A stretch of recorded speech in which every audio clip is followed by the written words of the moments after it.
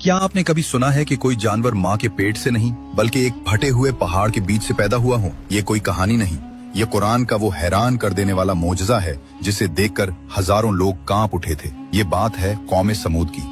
उन लोगों को अपनी ताकत पर इतना घमंड था कि ये बड़े बड़े पहाड़ों को काट कर अपने महल बनाते थे। जब अल्लाह के नबी हजरत सालेह अलैहिस्सलाम ने उन्हें सीधा रास्ता दिखाया तो उन्होंने मजाक उड़ाया और एक नामुमकिन शर्त रख दी। उन्होंने कहा, ऐ सालेह, अगर तुम सच्चे हो तो सामने खड़े उस ठोस काले पहाड़ के अंदर से एक गाभन ऊंटनी निकाल कर दिखाओ।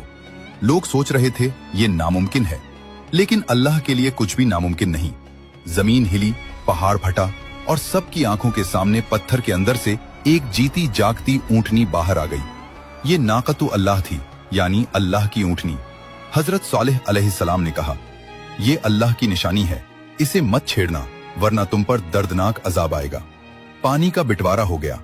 एक दिन पूरा पानी ऊंटनी पीती थी और अगले दिन पूरी बस्ती।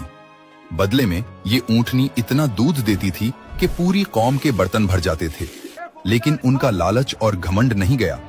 शहर के 9 सबसे बुरे लोगों ने रात के अंधेरे में अल्लाह की निशानी पर हमला किया।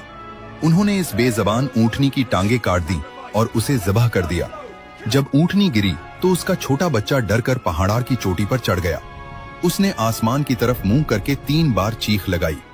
हजरत सालेह अलैहिस्सलाम ने यह मंजर देखकर रोते हुए कहा, तुमने अल्लाह की हद तोड़ दी।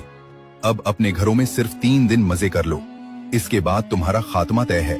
पहले दिन सबके चेहरे पीले पड़ गए, दूसरे दिन सबके चेहरे लाल हो गए जैसे खून, और तीसरे दिन सबके चेहरे काले पड़ गए। मौत उनके सर पर खड़ी थी। चौथे दिन सूरज निकलते ही एक ऐसी चिंगाड़ आई जो जमीन से नहीं आसमान से आई थी। वो आवाज इतनी खौफनाक थी कि लोगों के दिल उनके सीनों के अंदर ही फट गए। जो लोग पहाड़ काट कर घर बनाते थे, आज वो अपने ही मजबूत घरों में लाशें बनकर गिर गए। न उनकी ताकत काम आई, न उनका पैसा। अल्लाह हमें हर किस्म के घमंड से बचाए। अगर इस वाकया ने आपके दिल को छुआ है तो कमेंट में अल्लाहू अकबर लिखें और चैनल को सब्सक्राइब करें।